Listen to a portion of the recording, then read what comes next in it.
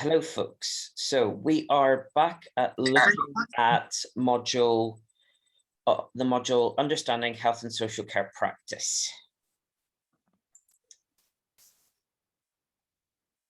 Today, we're going to look at ethical dilemmas in health and social care and handling information and dealing with confidentiality. And this is just a quick refresher on confidentiality because we've looked at this before. So we'll start off with ethics in care. What do we mean by the words values, morals, and ethics? Sorry. Yeah, if we, when we press the button for collect, when we enter EndNote, there is a column where. What do we mean by values, morals, and ethics? Values is something that is important to one, and to respect them for what they want and how to deal with them in respect. Yep. So values is about our own personal. Yeah. It's what we believe. It's what we believe in. It's what we subscribe to. It's what we hold important to us. What about morals? Morals are what we believe what's right or what's wrong. Yeah. So it's that extension of our values. And it's about looking at what we believe is right, what we believe is wrong. So what about ethics then?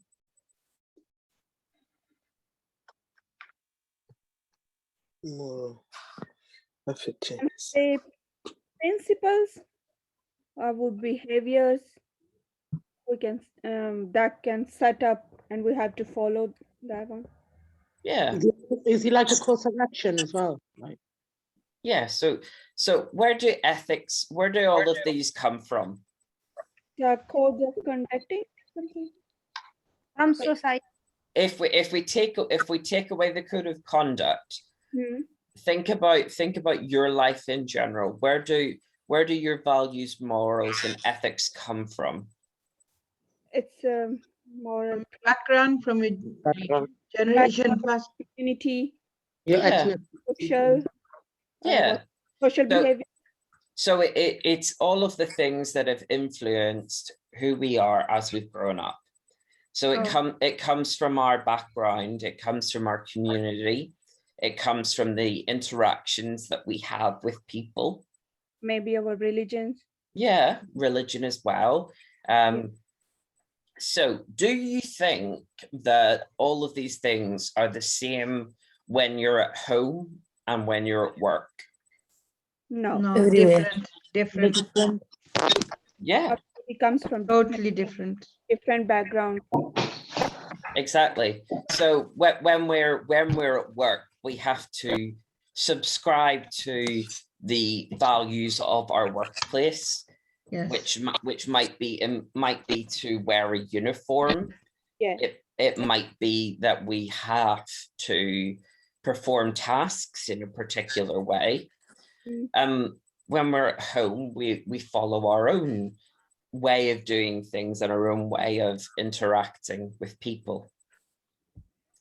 Brilliant. So what we're going to do just now is look at a quick video on what is ethics. Okay.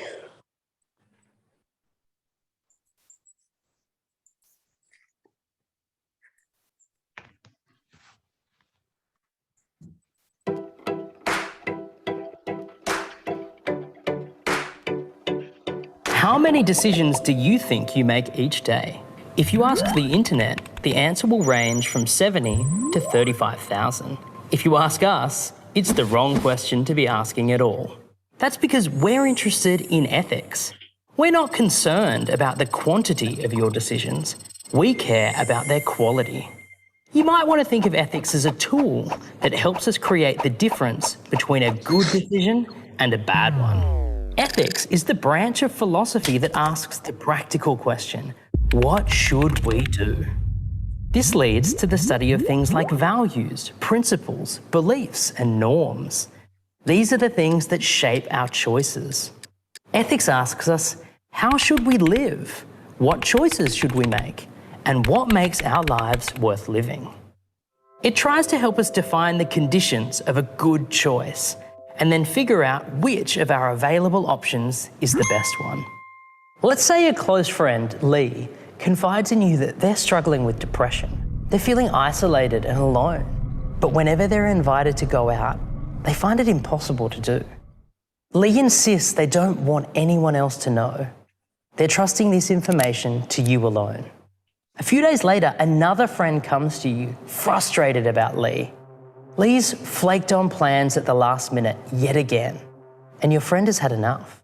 They've decided they just won't bother inviting Lee out anymore.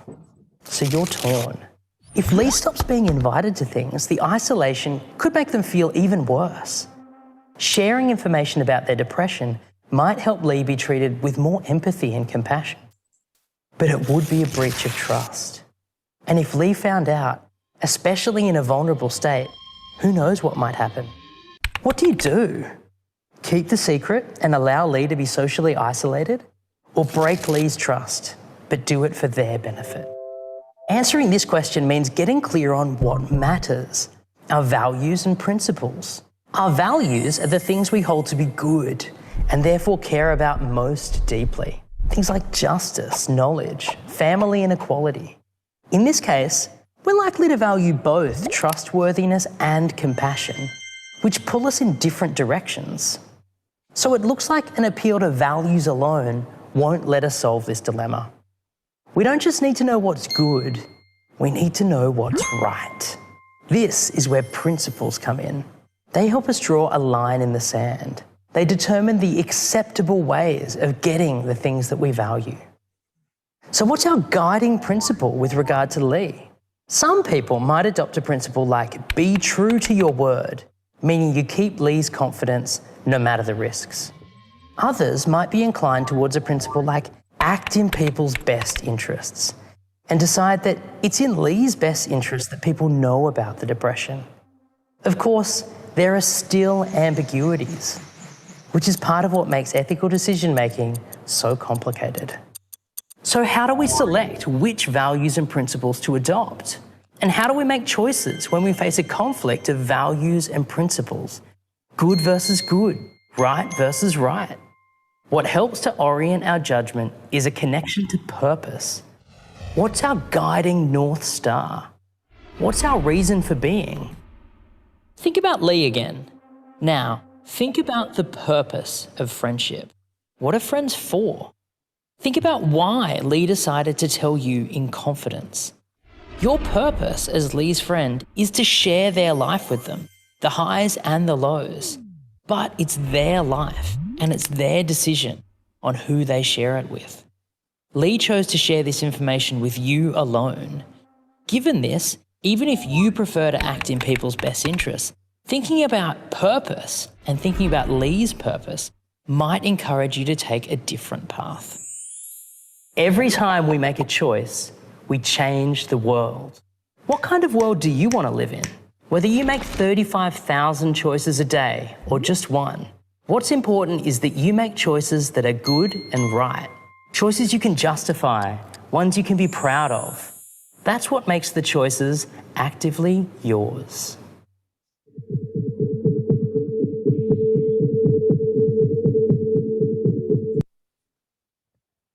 Okay.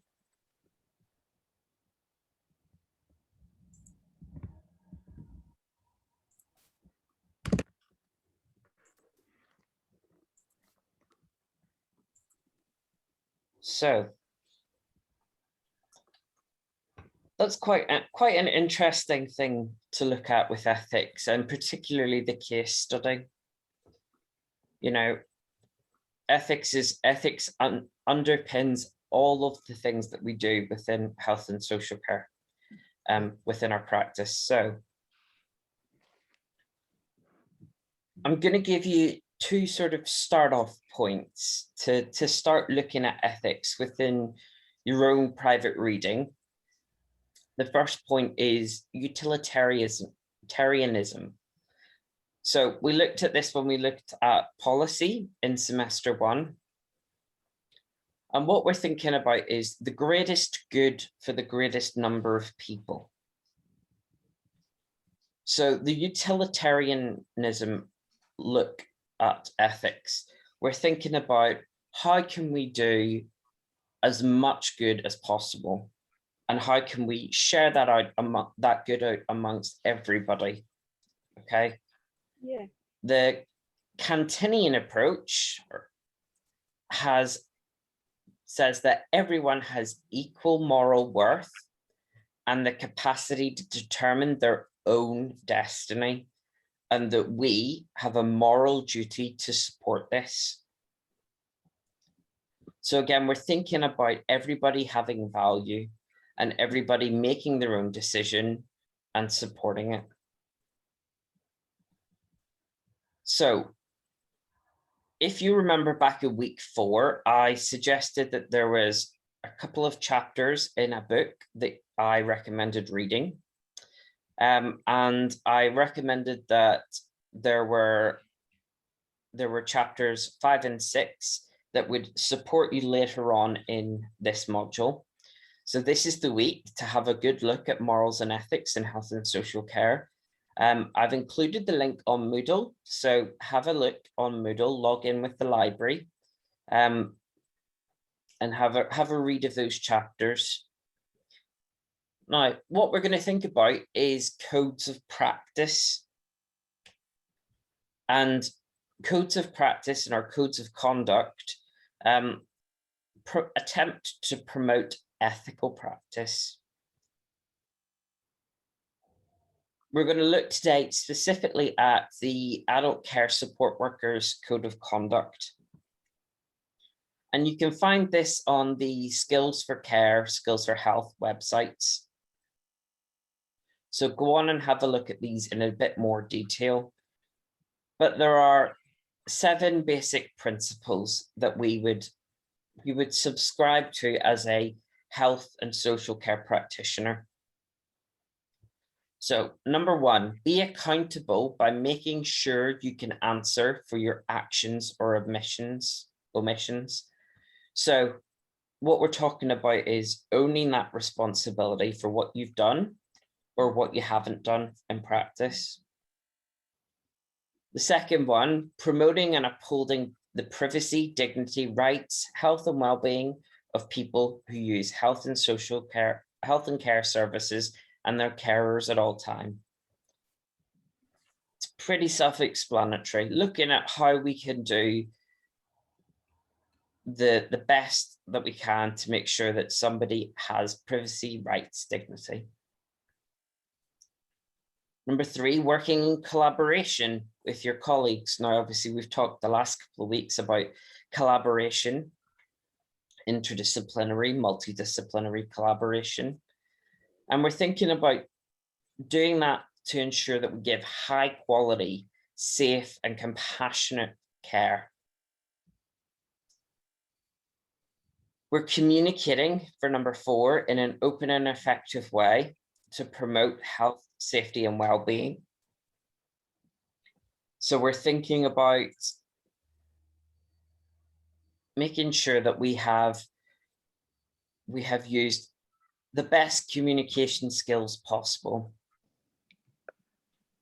We're respecting a person's right to confidentiality, for number 5. We're striving to improve the quality of healthcare and care and support by thinking about our professional development. And then number 7, we're upholding and promoting equality, diversity, and inclusion. So do you think this is a moral and ethical code?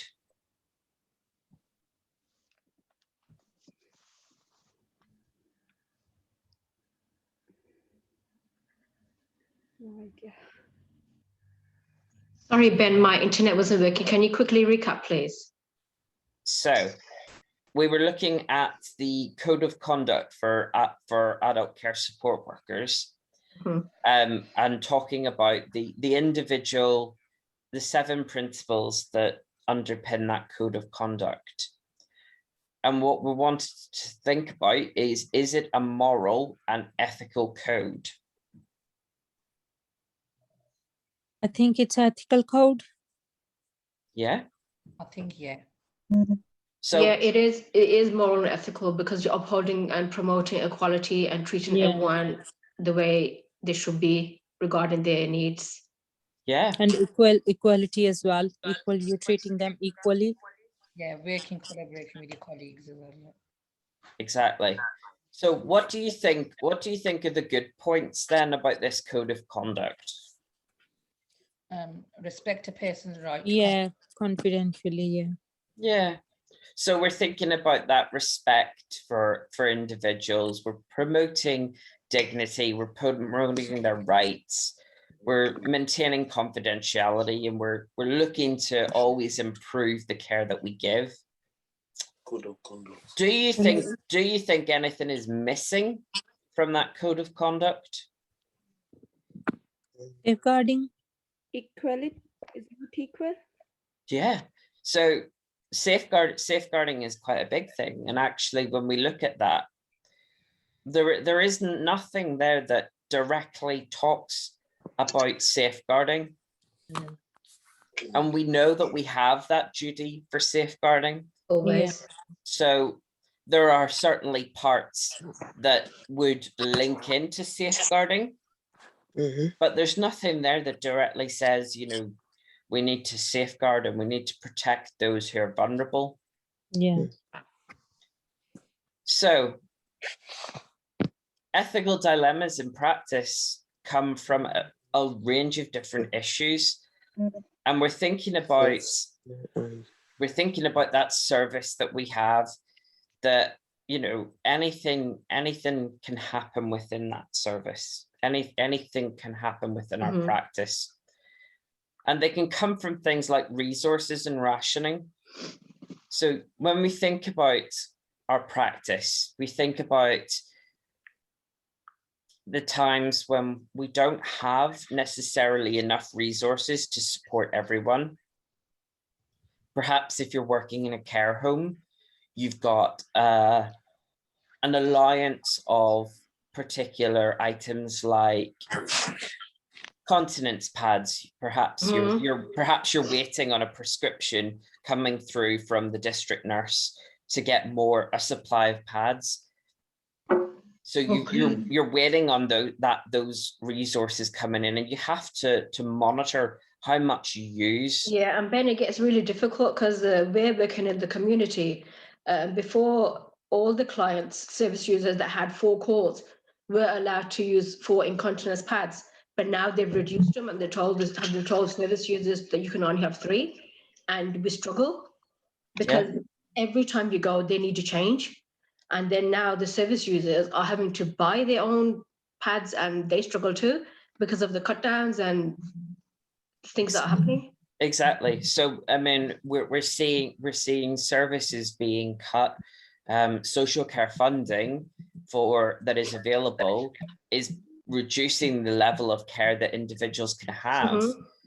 And that's tough because, you know, people's care needs for some of them doesn't change. Yeah. But the availability of what we can offer is being reduced.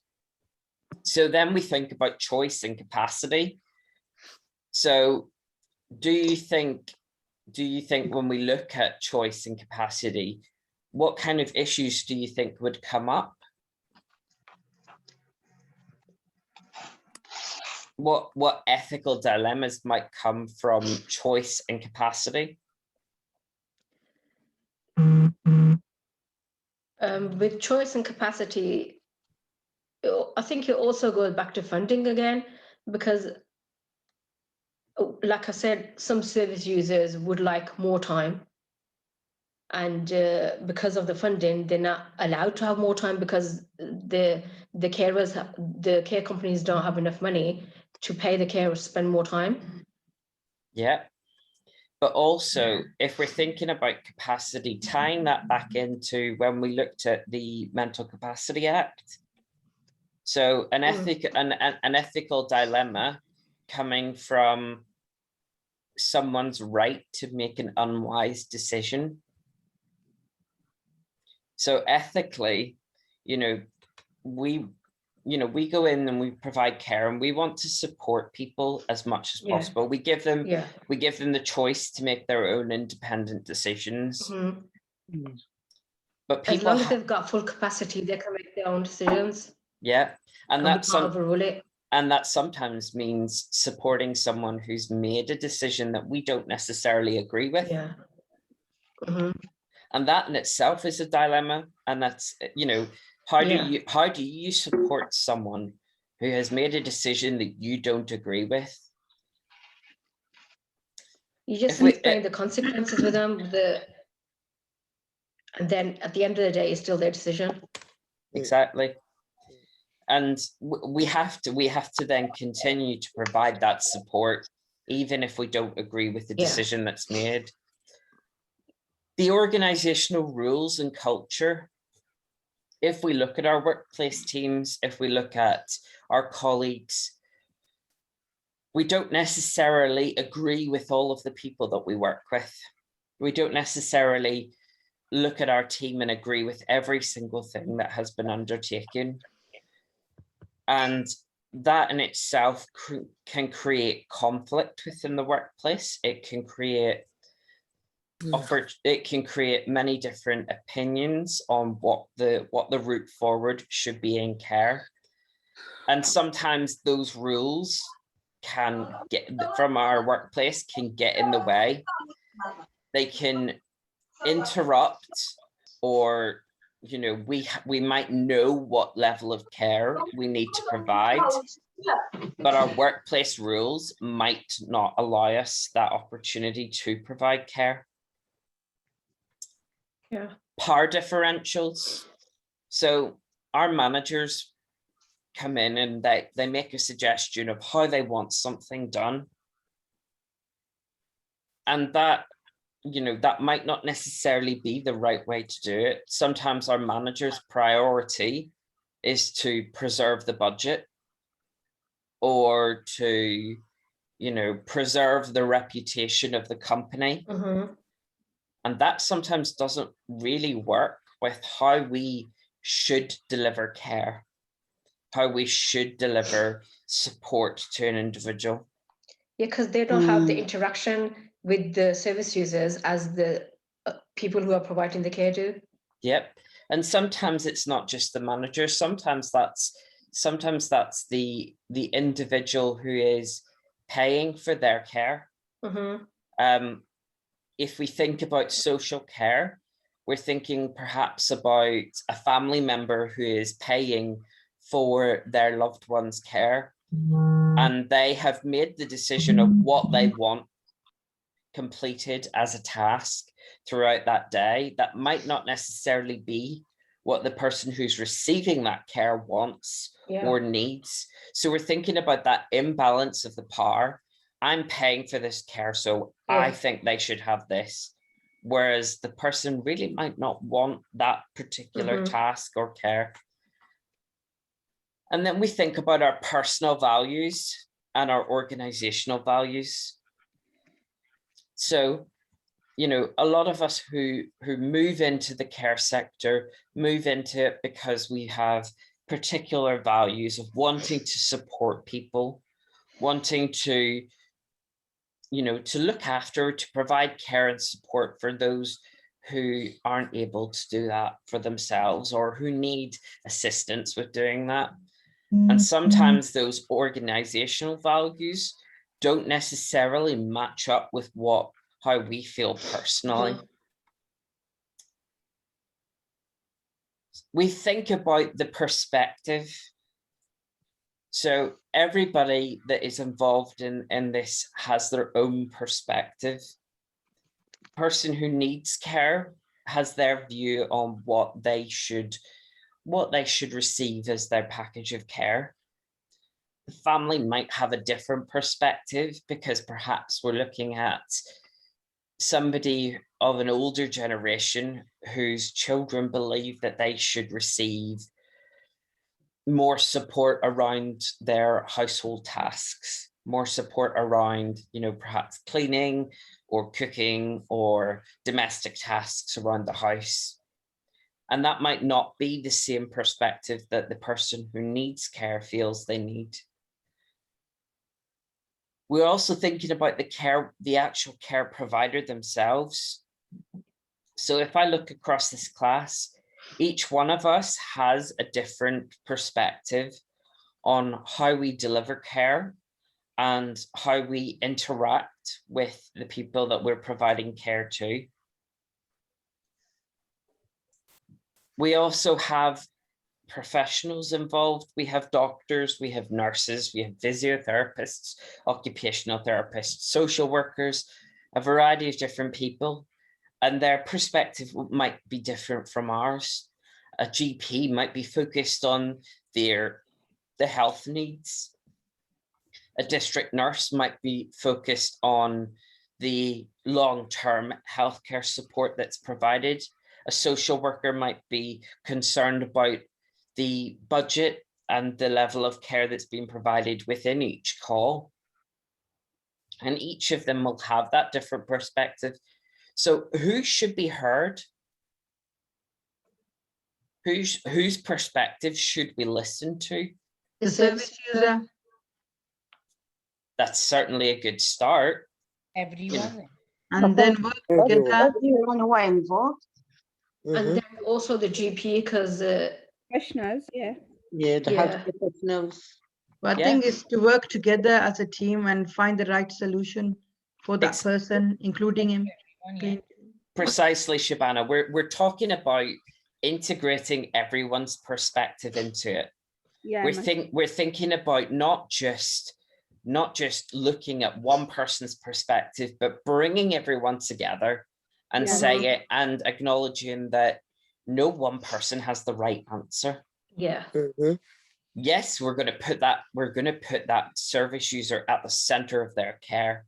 We're going to look at what they want and what they need, but we've got to weigh in on what the GP says. We've got to weigh in on what the social worker says. We've got to weigh in and perhaps how the family feel.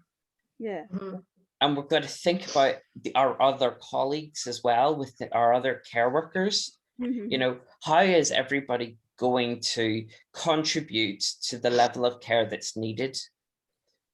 Who do you think often is heard? the family. Family, maybe. Yeah, it tends to be whoever shouts the loudest, isn't it? Yeah, We think about when care is being provided, it's often the person that shouts the loudest that determines what Yeah. happens within that level of care. What we need to think about is advocacy.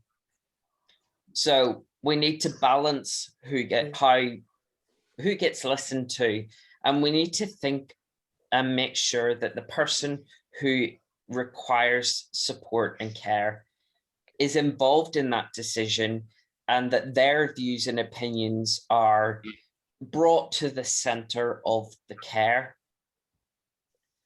And advocacy is one part of our role within the care support worker role. So do you think we should or can act as an advocate for the people that we're providing support for? Advocate, no. only if they don't have the capacity. So remember, acting as an advocate is about Mhm. helping to give that person their voice. Mhm. So You don't it, need to. We should so please- it might not necessarily be about. It might not Supporting- necessarily. We can advise them, Support advise them. them on what No, is right and what can be done. as it, But Yeah, we can't make a decision for them unless they want something for done. them. But if they want to be heard, we have to help them to Yeah. be heard, and that's Yeah. being involved with them and encourage Talking to them. the nurses, the doctors, that this is what they're thinking and what do you think? Or Do you think it's always easy for us to be an advocate for our service users? No, we are not a No. lawyer. No. We are not a lawyer, so we can't do that. I We're just a carer. I don't think we need to be lawyers, Bridget. I Mhm. think we need to look at how we can look at what they want. yes, Yeah. If you focus it back into we are acting on what they have said they want. yes, And sometimes when we look at our workplace culture, sometimes our management, you know, we have perhaps we've gone in and that the individual has said, look, I really need more help. I need more time. You know, Mhm. I don't like having to get washed, dressed and breakfast within 30 minutes. That's too quick for me. I need 45 minutes to an hour to get up and get ready.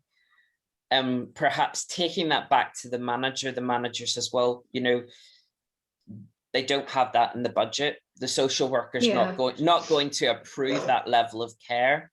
Mm. So it's not always easy for us then to think about acting as an advocate, because sometimes other people have put barriers More in authority, place. yeah. They have And- more authority to make a decision. Exactly. We're just in between. We're just the messengers. Yeah. But Yeah, that's we- it's We can important. also encourage them. But it's important to act as that messenger. Yeah. It's important to stand up for that individual and Yeah. say, this is what they want. Mhm. like sometime one of the clients, like they probably don't want the lunch call and they want more time in the morning. They prefer a sandwich being made for them for later, and just giving them the extra 15 minutes in the morning and cut down the lunch call. Yep. And Kind of some helps them. and sometimes, you know, sometimes we can take that back to a social worker. Sometimes we can take that back to the person who's funding the care, and we can provide that, you know, that side of that perspective of what that person wants. And sometimes we're limited still by the rules and the regulations of the care that we have to provide. So when we think about advocacy, we have a legal basis. It may be limited, but we have a legal basis on how we can act on what somebody wants and what somebody needs. And we start off by thinking about the Mental Capacity Act. So with the Mental Capacity Act, obviously, one of the core principle is acting in the best interests of the person. So if somebody has provided that documentation, has, you know, perhaps put an advance directive in place, or perhaps we've consulted with the family, we can think about acting within their best interests. We can think about what they have expressed they want for their care, what the family have expressed that they would have liked for their care. We think about the Care Act from 2014. We think about the, you know, acting within the wishes and needs of the person who wants care. We're thinking about supporting them with their expressed needs. And there are also national standards for children's advocacy from 2002. And we think about advocacy, and it's, in practice, it's quite hard for people to get somebody to stand up and put across their perspective, put across their point of view. But we need to be encouraging not just our teammates, but we need to think about it ourselves, standing up for that person and saying, you know, this is what they wanted. This is what they came to me and they said that they wanted. And listening to that person and listening to what they do want. So when we think about advocacy, we have loads of different types of advocacy. So we have that self-advocacy. We have the service user who stands up for themselves and says, this is what I want. We have a citizen advocacy. So somebody who perhaps knows that individual and says, you know, this is what we should have done. This is what we should do. We have a peer, we have somebody on that same level as them. So perhaps if we're a community-based care organization, perhaps it's about looking at a particular group of service users. So perhaps it's individuals with mental health, and we're looking at we're looking at getting a wider perspective of what they want from their care. Perhaps it's about looking at the parent and the carer who have provided that level of care for a long time for this individual, so they know what that individual wants. I know quite a few of you are parents, and a lot of you as a parent will say exactly what you know or believe to be the right thing for that child. And that comes across as a carer as well. Some of us are carers, some of us care for family members, perhaps it's our parents, perhaps we're caring for a sibling, perhaps we're caring for a partner. And you know, we act as their advocate. We you know, speak to providers and express what we know that individual would want and how we know they would have made a choice within their life. And as a professional, for those of us who go on and study to be nurses, doctors, physiotherapists, social workers, you know, we have that built into our duty. We have that built in as to act as a professional advocate for our service users. So we talked about confidentiality before. What do you remember about confidentiality? Privacy. Privacy, yes. Not leaking information. To keep their private better. And if it's really important to tell somebody about don't share that data any person. Exactly. So we're keeping private information. You know, we're not sharing that around unless it's important, unless it, you know, it would directly cause harm to the individual or to the, you know, or it would cause harm to a group of individuals. Yeah, unless it's a safeguarding issue. Yeah. Yes. So the Caldecott principles, they are a way of operationalizing this in practice. They are the principles of maintaining confidentiality, and every organization will have a Caldecott guardian. Unless it is legal requirement.